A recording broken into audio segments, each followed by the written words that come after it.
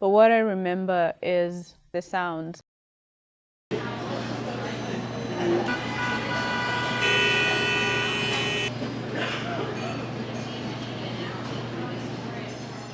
You know, the beeping, the conductors calling out, you know, for people to get into their cars.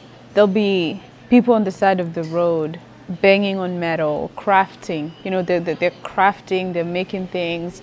And the smells, whatever road you walk on, there's people on the side of the road who are either roasting maize or roasting some meat that we call mutura. You know how they say born and bred? That was Kenya for me.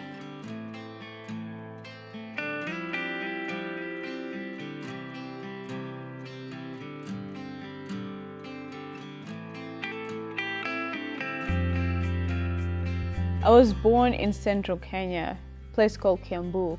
I don't remember much of that, but we moved quite a few times. We lived at the edge, on the edge of Buruburu, and my mom had, you know, she was working there, but she didn't really like it. She wanted something different. She wanted to move, kind of change scenery. So we moved across town, literally across town, to a place called Karen. And when we moved there, she was working at this school called Hekima Place. There is where my mom and a lady from Pittsburgh called Kristen met, and they kind of collaborated in helping one of my mom's students in being articulate and being able to speak. I don't think she ever thought I would actually consider leaving the country. I'd say it was my second time leaving the country, but my first time flying. I don't know what kind of expectations I had. I don't think I was exposed to the point of having expectations. There's all this advice that's rolling, and I had to figure out, okay, yeah, there's that, and I have to get from here, point A to point B, to, you know, figure that out. And so from my flight, I flew from Nairobi, Jomo Kenyatta Airport, and I went to Dubai. That was the very first flight of my life.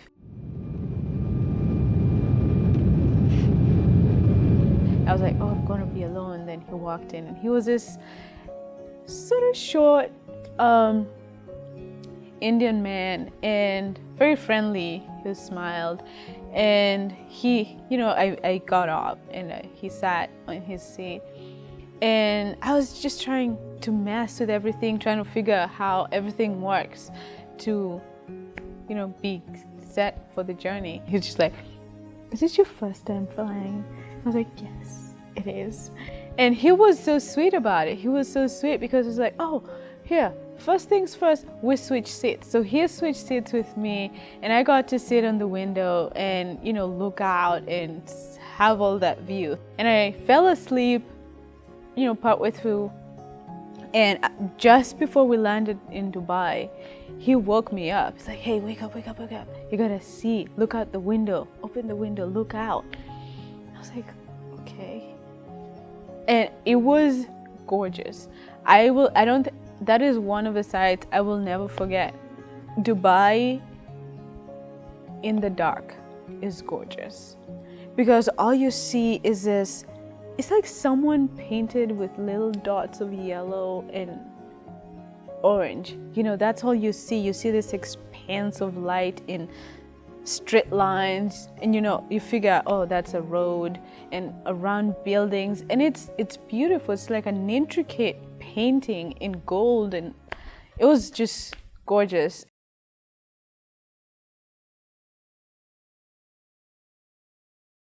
I got here and it was still daylight at 8:30 p.m. and I couldn't understand why the sun was still up.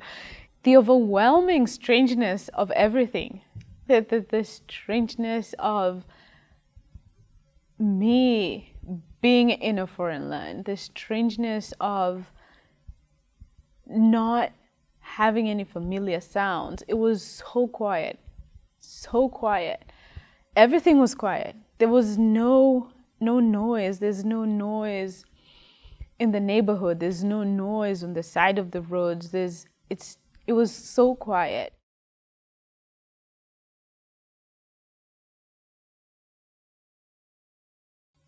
from that moment, everything changes. I realized that our relationship, the relationships that I shared with these people, my aunts, my uncles, my mom, my boyfriend at the time, my cousins, all these people, our relationship was going to change. I wasn't sure what the change would be.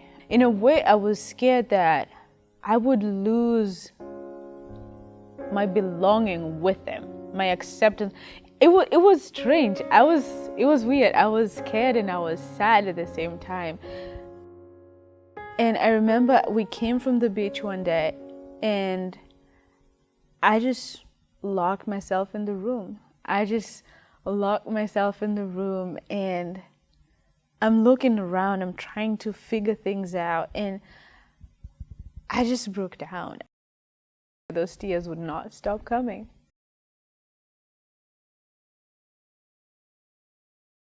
I cried straight for solid. I was like, how much more is there? How many more tears can I shed?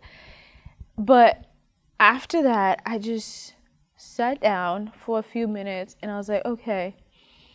I gave myself a pep talk. I was like, okay, it's been an hour. You've cried. Okay. You feel a little better, but it doesn't change much. You're still here. You still don't know a lot that's happening. And I just made a resolution. I resolved to taking everything that came to me one step at a time. I would be willing to accept the change and the strangeness that I was feeling. And I think that pep talk is what has really pushed me to be able to cope.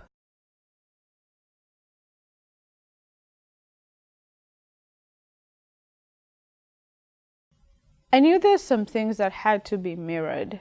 There's some parts of my life that had to be mirrored and to remain constant so that not everything was crazy and new.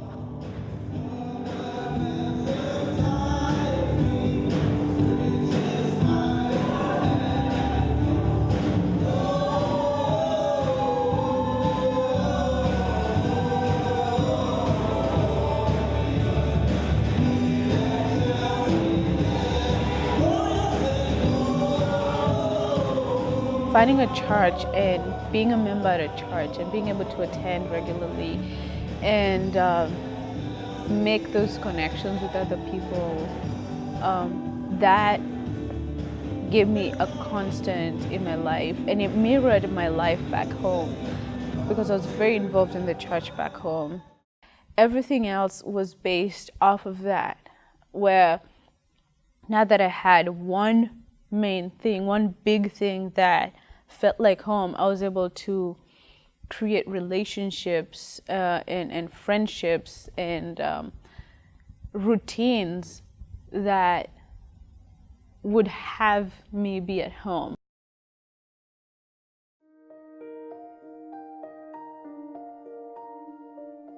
So it took a while for me to say, I'm going home, or I gotta go home, I gotta get home. Could you pick me up at home? So being comfortable to the point where I can call, that house or that home, my home, gave me that sense of, okay, this is home. This can be home. I have a friend, her name's Hannah. We were the best of friends in high school. We survived high school together is the best way I would put it. In a way, keeping my connection with Hannah brings me comfort. It roots me back into who I am, in a way. Because we talked about our dreams with her. We talked about our visions, and it'd be the same thing I could say with my mom. When I talked to her about my visions of how I see myself in 5 years or 10 years, it's those connections. These are people who knew my plans, my desires for life, my life goals per se, and they can bring me back. They can reel me in when I'm going off, or I've disappeared in a way. And I have friends like that. There's are people who reel you back in. I have a blanket, and back home we call it a shuka. It's a Maasai shuka, and for me, I think that's my thread to Kenya, because every time I see that shuka, or any time I wrap myself in it, it's really bright. And if you have it on you, in a way you separate yourself from your environment, because it's bright, it's different. And sometimes I don't want to just go back home in a way. I'll either take it out, wrap myself in it, or just look at it. And what that does for me, sometimes it reminds me of things of home. It reminds me of the people, the language.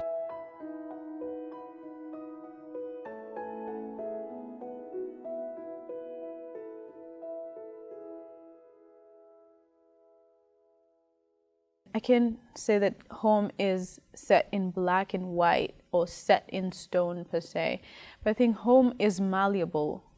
It's malleable in ways that we live our lives, experiences that we have, and home changes. And I think home can very much be described as where your feet are. That's where you are in this moment, in this time.